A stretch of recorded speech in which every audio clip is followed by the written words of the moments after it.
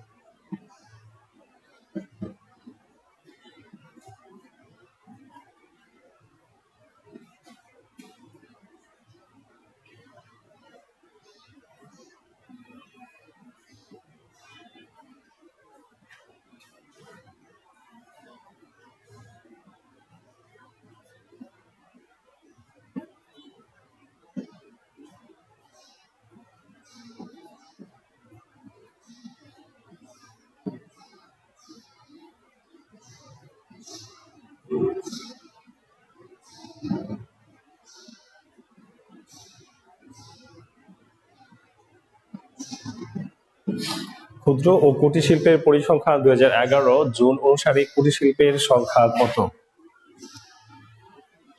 তারপর জুন 2011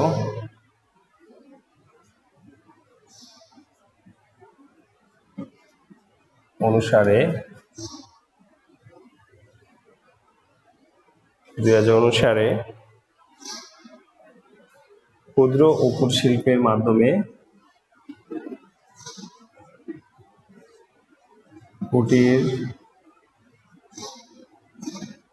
শিল্প ও ক্ষুদ্র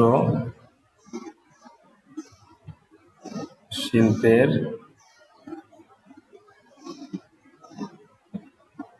মাধ্যমে কর্মসংস্থানের সংখ্যা কত? ক্ষুদ্র ও কুটির শিল্প পরিসংখ্যান 2011 জুন অনুসারে কুটির শিল্পের সংখ্যা কত? কুটির শিল্পের সংখ্যা 6,36,577। 6,36,577।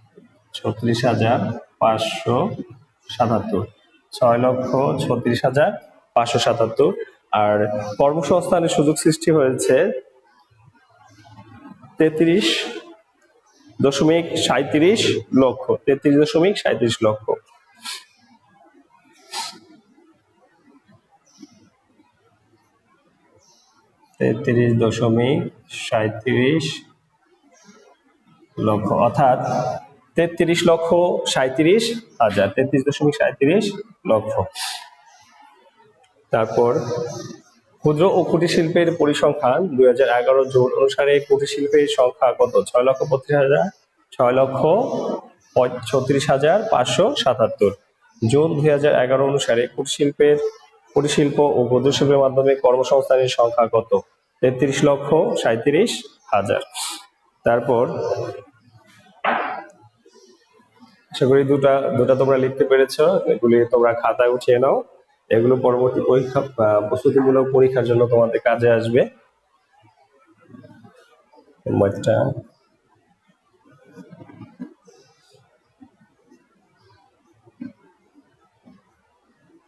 উৎপাদন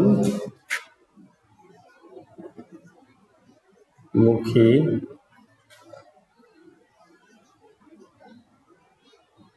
বৃহৎ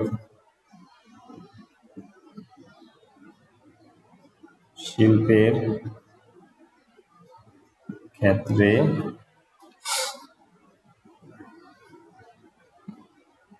নিয়োজিত শ্রমিক সংখ্যা কত? উৎপাদনমুখী বৃহৎ শিল্পের ক্ষেত্রে নিয়োজিত শ্রমিক সংখ্যা কত হবে? 250 জনের অধিক। 250 জনের অধিক। 250 জনের অধিক। উৎপাদনমুখী সাধারণত আমরা জানি যে ব্যাপক অর্থে শিল্পকে কয় ভাগে ভাগ করা হয়েছে? তোমরা বিগত ক্লাসগুলোতে আলোচনা করা হয়েছে। ব্যাপক অর্থে শিল্পকে দুই ভাগে ভাগ করা হয়েছে। ব্যাপক অর্থে শিল্পকে দুই ভাগে ভাগ করা হয়েছে। এক হচ্ছে উৎপাদনমুখী শিল্প, আরেকটা হচ্ছে সেবামূলক শিল্প। আবার বিনিয়োজিত মূলধন, যে টাকাটা তুমি ব্যবসা প্রতিষ্ঠানে মূলধন হিসেবে বিনিয়োগ করবে, অর্থাৎ পুঁজি হিসেবে বিনিয়োগ করবে, সেই টাকাটার উপর ভিত্তি করে, বিনিয়োগের মাপকাঠির উপর ভিত্তি করে শিল্পকে চার ভাগে ভাগ করা হয়েছে। সেটা হচ্ছে কি কি?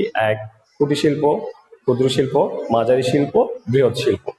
এখন উৎপাদনমুখী বৃহৎ শিল্পের ক্ষেত্রে নিয়োজিত শ্রমিক সংখ্যা কতজন? 250 জনের অধিক। এবং এটার মূলধনের পরিমাণ কত? বিগত ক্লাসে আমরা আলোচনা করেছি, এটার মূলধনের পরিমাণ হবে 30 কোটির অধিক। 30 কোটির অধিক। আবার তোমরা একটু মনে রাখবে, এগুলোই সংখ্যাগুলোর ধারাই এটার পরিচিতিটা তোমরা বুঝতে পারবে, এটা কোন ধরনের শিল্প সেটা যাচাই বাছাই করতে পারবে। তার পরবর্তী প্রশ্নে যাচ্ছি আমরা। 1 নম্বর প্রশ্নটা লেখা হয়ে থাকলে তোমরা লিখে ফেলো। তারপর আমরা যাব 4 নম্বর প্রশ্নে।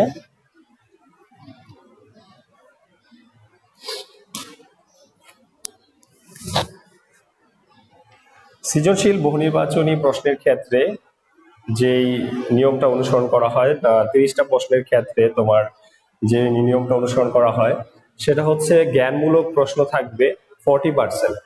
তার মানে এই 30টা থেকে 40% হলে 12টা থাকবে হচ্ছে জ্ঞানমূলক প্রশ্ন। সৃজনশীল বহুমুখী প্রশ্নের ক্ষেত্রে এক,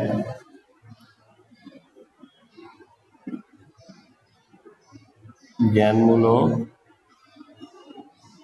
প্রশ্ন 40%। কত? 30টা, যেহেতু তোমাদের প্রশ্ন হচ্ছে 30টা, তাহলে 40% কিসের? 30টার 40% ইন্টু 30 কয়টা হবে? 3 4 12টা। 12টা হবে জ্ঞানমূলক প্রশ্ন। প্রস্তুতিমূলক পরীক্ষার ক্ষেত্রে, 10ম শ্রেণী প্রস্তুতিমূলক পরীক্ষার ক্ষেত্রে যদি আমরা ঈদ উল ফিতরের পর প্রস্তুতিমূলক পরীক্ষা নেই, সেক্ষেত্রে তোমার জ্ঞানমূলক প্রশ্ন 30টা থেকে 40% থাকবে 12টা। অর্থাৎ তোমার অনুশীলনী হচ্ছে 4টা। এই 4টা থেকে অনুশীলনীগুলি কি কি? সপ্তম, অষ্টম, 11তম এবং দ্বাদশ, 12তম বা দ্বাদশতম অধ্যায়। এই 4টা অধ্যায় থেকে তোমার জ্ঞানমূলক থাকবে মোট 12টা, সবগুলো থেকে প্রত্যেকটা। তাহলে তোমার 12টা হলে, প্রতিটা থেকে 12টা হলে প্রত্যেকটার মধ্যে পড়ছে 3টা করে। এটা থেকে থাকবে 3টা, এটা থেকে 3টা, 11তম থেকে থাকবে 3টা এবং এটা থেকে থাকবে 3টা। জ্ঞানমূলক প্রশ্নগুলি কি? এটা তোমার সাধারণত এটা বিষয়টা তোমার মুখস্থ থাকবে কিছুটা, কোনো একটা বিষয় সম্পর্কে সরাসরি উত্তর বলা থাকবে এমন, যেটা তুমি সরাসরি বা কোনো পরিসংখ্যান, কোনো বিষয় সম্পর্কে, পূর্ববর্তী কোনো ইতিহাস সম্পর্কে সরাসরি বা পুস্তকের যেটার উত্তরটা দেয়া থাকবে এমন, যেটা তোমাকে মুখস্থ করতে হবে কিছুটা। মুখস্থের উপর ভিত্তি করে এই 12টা প্রশ্ন থাকবে এই 4টা অধ্যায় থেকে, প্রতিটা অধ্যায় থেকে 3টা। তাহলে সপ্তম অধ্যায়ে তোমার জ্ঞানমূলক প্রশ্ন থাকবে 3। এই জ্ঞানমূলক প্রশ্নগুলি কেমন? এমন যেমন জুন 2011 অনুসারে শিল্প পরিসংখ্যান জুন 2011 অনুসারে কুটির শিল্প ও ক্ষুদ্র শিল্পের মাধ্যমে কর্মসংস্থানের সংখ্যা কত? এটা তোমাকে মুখস্থ করতে হচ্ছে। এটা সরাসরি তোমার একটা ডাটা দেয়া আছে বইয়ে, তথ্য দেয়া আছে যে এত 33,37,000। এগুলো জ্ঞানমূলক প্রশ্ন। আর অনুধাবনমূলকটা যেটা তোমাকে একটু বুঝতে হবে, বুঝে সেটা সম্পর্কে জেনে তারপরে উত্তর করতে হবে, তারপর এটা প্রয়োগ করতে হবে এমন, সেটা হচ্ছে অনুধাবনমূলক। অনুধাবনী হচ্ছে যেটা যেমন কিছুটা বোঝা যায়, রিয়েলাইজ করা যায় এমন অনুধাবনমূলক। তাহলে আমরা জ্ঞানমূলক প্রশ্ন 30টা থেকে যদি 40% থাকে 12টা। তারপর 2,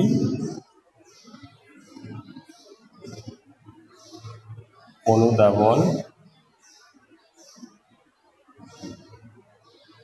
মূলক। অনুধাবনমূলক প্রশ্ন থাকবে 30 ইন্টু 30% ইকুয়াল টু কত হয় 9। 12 আর 9 হচ্ছে 21, তারপর হচ্ছে 3 থাকবে প্রয়োগ, যেটা তুমি কোনো একটা বিষয় সম্পর্কে জেনে সেটা কোনো কর্মক্ষেত্রে বা কোনো কাজে যেটা তুমি প্রয়োগ করবে এমন, মানে বুঝে এটা তুমি কোনো কাজে প্রয়োগ করতেছো এমন রিয়েলাইজ করা, এমন করা এবং সেটা ব্যবহার করার একটা যোগ্যতা অর্জন করা, এটা হচ্ছে প্রয়োগ। কোনো কাজে প্রয়োগ করছো বা ব্যবহার করছো এমন প্রয়োগ থাকবে 30 এর যদি 20% হয় 6টা, এবং 4 উচ্চতর দক্ষতা, উচ্চতর দক্ষতা 30 ইন্টু 10%, 20% 10% এগুলো হচ্ছে 3, টোটাল হচ্ছে 30টা। এই 4টা অধ্যায় থেকে তোমার 30টা প্রশ্ন থাকবে। উচ্চতর দক্ষতা, প্রয়োগ, অনুধাবন, জ্ঞানমূলক, জ্ঞানমূলক, অনুধাবনমূলক, প্রয়োগ, উচ্চতর দক্ষতা। আমাদের অধ্যায় কটা হচ্ছে 4টা অধ্যায় হচ্ছে, প্রথম সপ্তম, তারপর হচ্ছে অষ্টম, তারপর হচ্ছে 11 দ্বাদশ, 11তম অধ্যায়, 12তম অধ্যায়। এই 4টা অধ্যায় থেকে এই প্রশ্নগুলো থাকবে। তাহলে তোমার অনুধাবনমূলক প্রশ্নের ক্ষেত্রে দেখা যাচ্ছে তোমার 9টা প্রশ্ন তুমি কিভাবে নিবে। সাধারণত 9টা প্রশ্ন এখানে যদি আমরা তিনটা করে নিই, 3টার মধ্যে সীমাবদ্ধ হয়ে যায়। আমরা এই ক্ষেত্রে প্রথমে দেখা যাচ্ছে 3টা, 6টা, তারপর হচ্ছে 2টা, তারপর হচ্ছে 1টা, এভাবে আমরা নিতে পারি, এভাবে হতে পারে এমন 3টা, 2টা, 1টা, তাহলে হবে 9টা। এভাবে তোমার অনুধাবনমূলক প্রশ্ন, প্রয়োগ এবং উচ্চতর দক্ষতার প্রশ্নগুলো আসবে। তারপর আমরা যাচ্ছি পরবর্তী বহু নির্বাচনী প্রশ্নের ক্ষেত্রে। আশা করি তোমরা প্রশ্নর যে মান বন্টন বা প্রশ্নগুলি কোনগুলো থেকে কেমন থাকবে সেটা তোমাদের কিছুটা ধারণা দেওয়া হলো। তার পরবর্তীতে তোমরা যদি আরেকটু বিস্তর ধারণা পেতে চাও তাহলে তোমরা গাইড থেকে কিছুটা সহায়তা নিতে পারো। সেক্ষেত্রে যে সৃজনশীল প্রশ্নগুলি কেমন হয়, প্রিভিয়াস কোনো বোর্ডের প্রশ্নগুলি কেমন হয় সেই প্রশ্নগুলো একটু দেখতে পারো, যে প্রশ্নগুলি তোমার কেমন হয়। যেহেতু তোমরা পরবর্তীতে পরীক্ষার্থী, এসএসসি পরীক্ষার্থী হবে, সেক্ষেত্রে যে প্রশ্নগুলোর ধাঁচ কেমন হয়, প্রশ্নগুলো কোন নিয়ম অনুসারে হতে পারে। তারপর 4 নম্বর প্রশ্নে যদি আমরা যাই, 4 নম্বর প্রশ্ন যেমন সেবামূলক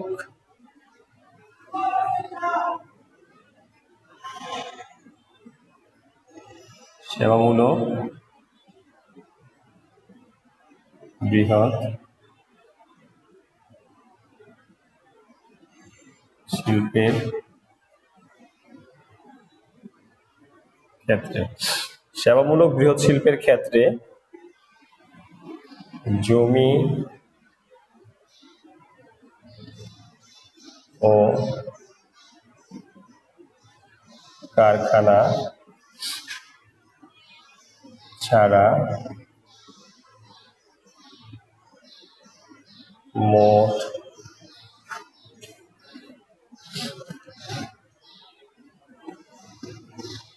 সম্পত্তির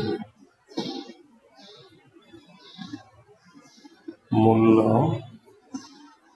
প্রতিস্থাপন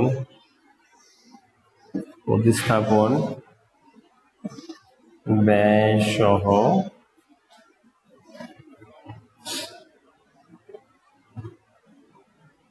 কত হবে।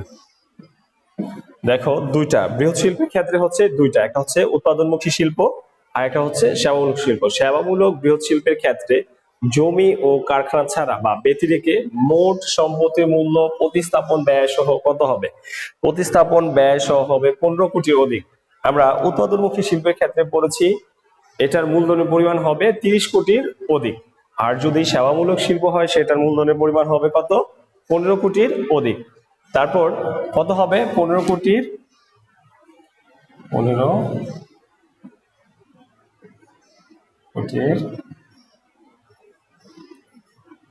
অধিক, এবং মূলধনের পরিমাণ হবে কত, 15 কোটির অধিক। মূল্য প্রতিস্থাপন ব্যয় সহ কত হবে, 15 কোটির অধিক। এখানে শ্রমিক নিয়োজিত থাকবে কতজন, আমরা একসাথে একটু শিখে ফেলি। শ্রমিক নিয়োজিত 100 জনের অধিক। শ্রমিক নিয়োজিত থাকবে 100 জনের অধিক। তাহলে তোমরা আশা করি তোমরা বুঝতে পেরেছো যে বৃহৎ শিল্পের ক্ষেত্রে উৎপাদনমুখী ও সেবামূলক শিল্প হলে সেই ক্ষেত্রে এটার মূলধনের পরিমাণ এবং শ্রমিকের পরিমাণ কতজন হবে, মূলধনের পরিমাণ কত এবং শ্রমিক কতজন হবে, কতজন শ্রমিক নিয়োজিত থাকবে। যেমন আমি যদি এখন একটা উদাহরণ দিই, দেখো 5 নাম্বার প্রশ্নের ক্ষেত্রে এই শিল্পগুলি বোঝার ক্ষেত্রে যদি আমি একটা উদাহরণ দিই,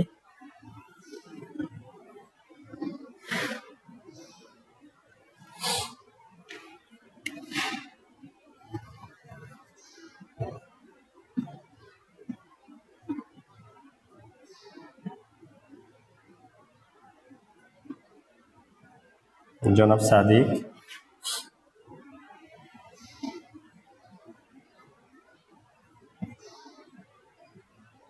ঢাকার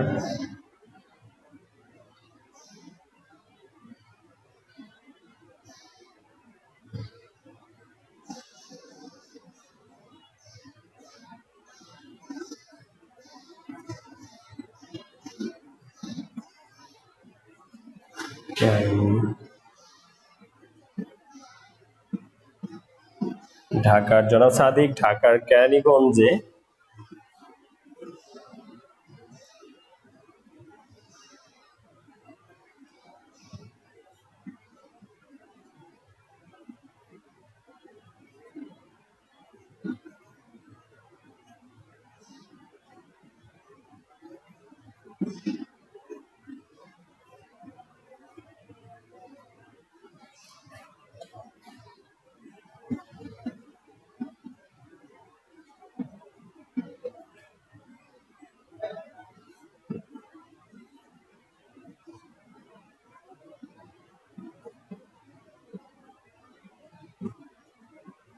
গার্মেন্টস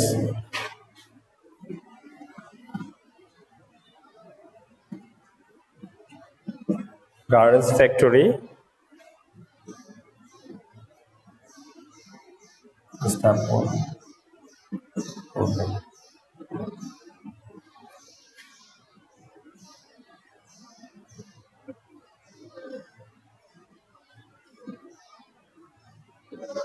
এখানে তিনি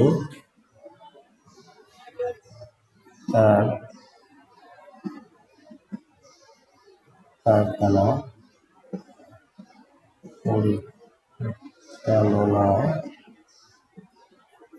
কারখানা পরিচালনায়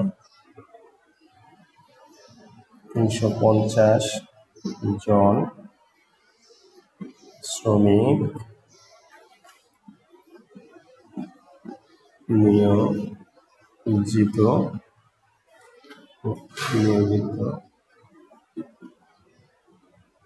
করলেন। জনাব সাদিক ঢাকার কেরানীগঞ্জে 30 কোটি টাকার অধিক ব্যয় করে একটি গার্মেন্টস ফ্যাক্টরি স্থাপন করলেন। এখানে তিনি তার কারখানা পরিচালনায় 300 জন শ্রমিক নিয়োজিত করলেন। 300 জন শ্রমিক নিয়োজিত করলেন বা 300 জন শ্রমিক নিয়োগ দিলেন, নিয়োজিত জায়গায় নিয়োগ দিতে পারো, নিয়োজিত করলেন। এখন যদি তুমি বৃহৎ শিল্পের ক্ষেত্রে যদি এটা চিন্তা করো, টাকার অ্যামাউন্টটা দেখো, টাকার অ্যামাউন্ট কত, 30 কোটি টাকার অধিক। আমরা জানি যে উৎপাদনমুখী শিল্পের ক্ষেত্রে, বৃহৎ উৎপাদনমুখী শিল্পের ক্ষেত্রে বা উৎপাদনমুখী বৃহৎ শিল্পের ক্ষেত্রে আমরা জানি মূলধনের পরিমাণ হবে 30 কোটি টাকার অধিক এবং শ্রমিক সংখ্যা হবে 250 জনের অধিক। তাহলে আমাদের এই দুইটা বিষয়ের উপর ভিত্তি করে আমরা এটা বলতে পারি যে এটা উৎপাদনমুখী বৃহৎ শিল্প। উত্তরটা কি হবে?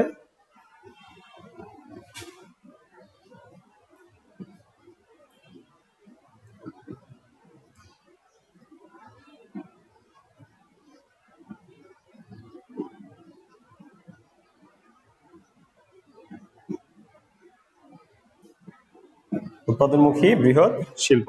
তাহলে আমরা এটা থেকে বুঝতে পারি যে এটা উৎপাদনমুখী বৃহৎ শিল্প। আর যদি বৃহৎ শিল্পের ক্ষেত্রে যদি সেবামূলক শিল্প হতো, যে সেবামূলক শিল্পগুলি কি ধরনের শিল্প, যেটা তোমার সেবামূলক শিল্পের ক্ষেত্রে যে মানুষকে তার নিজস্ব দক্ষতা, মেধা, পরিশ্রম এগুলো বিনিয়োগ করে মানুষের সেবার্থে যে অর্থ বিনিয়োগ করা হয়, যে মানুষের সেবা করার যে হসপিটাল হতে পারে, হসপিটাল, তারপর অটোমোবাইল সার্ভিসিং, এই ধরনের ব্যবসাগুলো, যে ধরনের ব্যবসাগুলোতে মূলধনের পরিমাণ হবে 15 কোটি অধিক এবং শ্রমিক নিয়োজিত থাকবে কত, 15 কোটির অধিক, 30 কোটির অধিক নয়, 30 কোটির ভিতরে 15 কোটির অধিক, এমন হলে সেক্ষেত্রে আমরা সেটা ধরবো কি, বৃহৎ সেবামূলক শিল্পের ক্ষেত্রে বৃহৎ শিল্প। যেমন এটা উদাহরণের মাধ্যমে আমরা বোঝাতে পারি।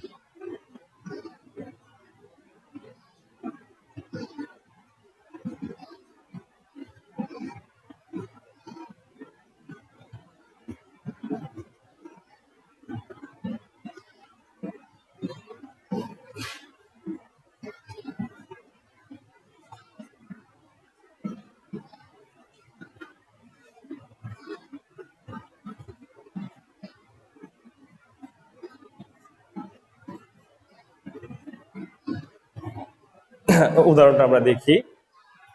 সেবামূলক শিল্পের ক্ষেত্রে বৃহৎ শিল্প। মিসেস সোফিয়া জনকল্যাণ করার নিমিত্তে তার এলাকায় একটি 100 সিটের বা 100 শয্যার হাসপাতাল নির্মাণ করলেন, যেখানে ডাক্তার, নার্স ও অন্যান্য কর্মচারী মিলে 115 জন নিয়োজিত আছেন। এখানে তার জমি ও ভবন ছাড়া স্থায়ী সম্পদের মূল্য হবে 17 কোটি টাকা। স্থায়ী সম্পদের মূল্য 17 কোটি টাকা। আমরা সেবামূলক বৃহৎ শিল্পের ক্ষেত্রে এটার পরিচিতিটা আমরা শিখেছিলাম এইভাবে যে 15 কোটি টাকার অধিক হবে, 30 কোটি টাকার ভিতরে হবে। তাহলে এখানে আমাদের শ্রমিক সংখ্যা নিয়োজিত থাকবে কতজন, 100 জনের অধিক। এখানে নিয়োজিত আছে 115 জন। তাহলে এবং মূলধন আছে 15 কোটির অধিক। এই দুইটা বিষয়ের উপর ভিত্তি করে আমরা এটা কিসের মধ্যে অন্তর্ভুক্ত করতে পারি, কোন শিল্পে অন্তর্ভুক্ত করতে পারি, সেবামূলক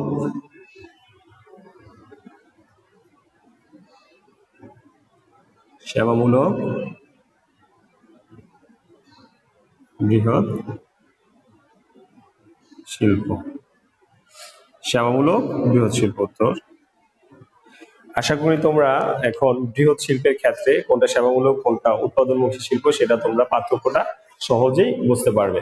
যে প্রতিষ্ঠানের এবং মূলধন এবং শ্রমিকের উপর ভিত্তি করে এই দুইটা পয়েন্ট মনে রাখলে কোনটা সেবামূলক শিল্প এবং কোনটা উৎপাদনমুখী বৃহৎ শিল্প সেটা তোমরা পার্থক্যটা সহজেই ধরতে পারবে এবং এটা সম্পর্কে জানতে পারবে।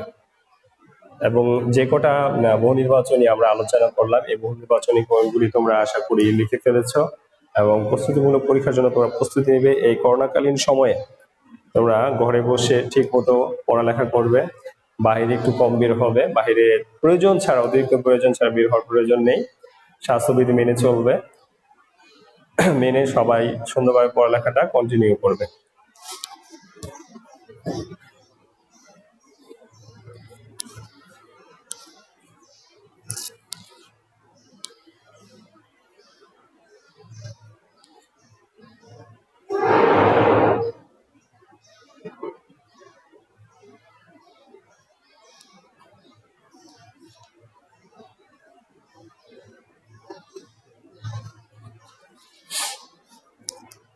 তারপর সপ্তম প্রশ্নে যাই আমরা।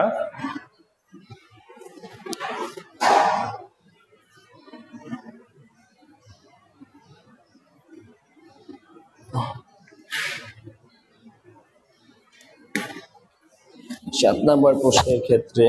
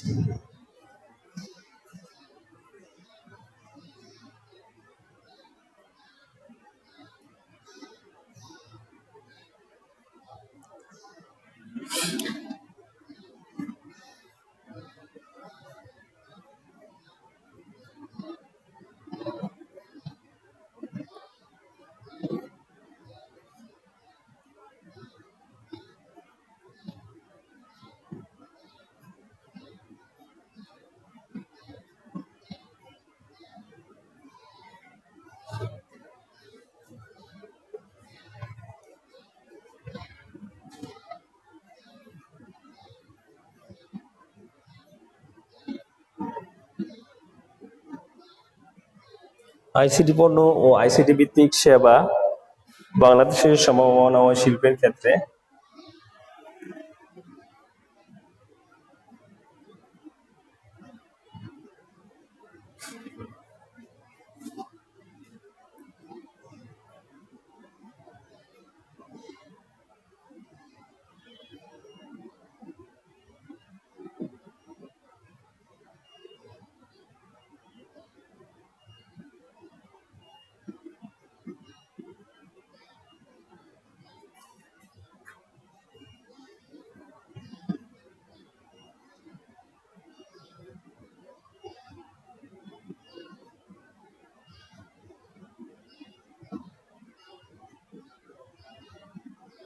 কোন শিল্পের অন্তর্ভুক্ত?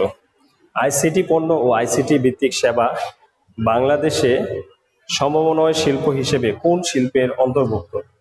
এটা একটা বৃহৎ পরিসরের শিল্প যেটার পরিচালনার ক্ষেত্রে অত্যাধিক মূলধনের প্রয়োজন হবে। এটা হচ্ছে বৃহৎ শিল্পের অন্তর্ভুক্ত, সরাসরি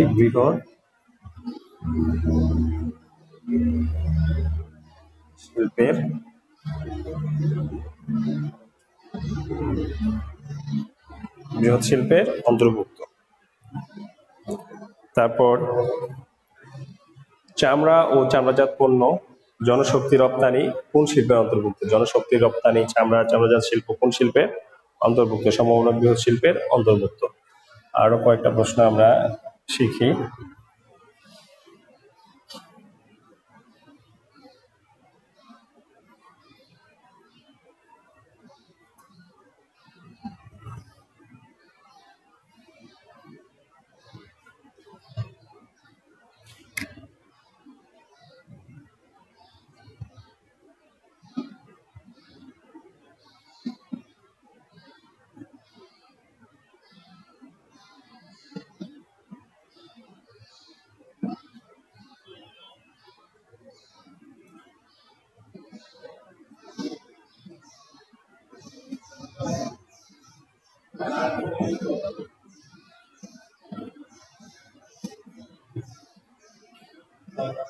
শেষ। আচ্ছা।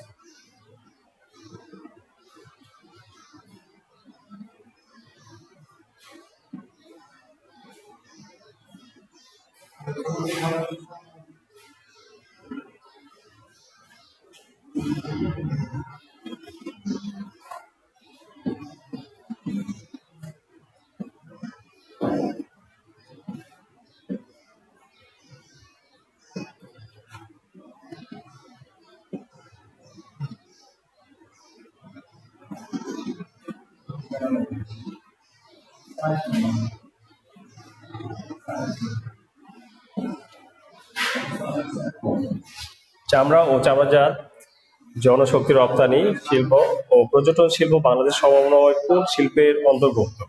বৃহৎ শিল্পের অন্তর্ভুক্ত।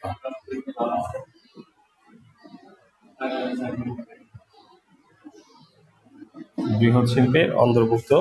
আজকে আমরা এই সপ্তম অধ্যায়ের এই বহু নির্বাচনী প্রশ্নগুলো শিখলাম। আশা করি তোমরা পরবর্তী ক্লাসে এগুলো আবার রিভাইজ দিবে, আবার এগুলো থেকে তোমরা পরবর্তী প্রস্তুতিমূলক পরীক্ষার জন্য যেভাবে প্রশ্নগুলি আসতে পারে সেই বিষয়ে আমরা আজকে আলোচনা করলাম, এগুলো তোমরা দেখবে।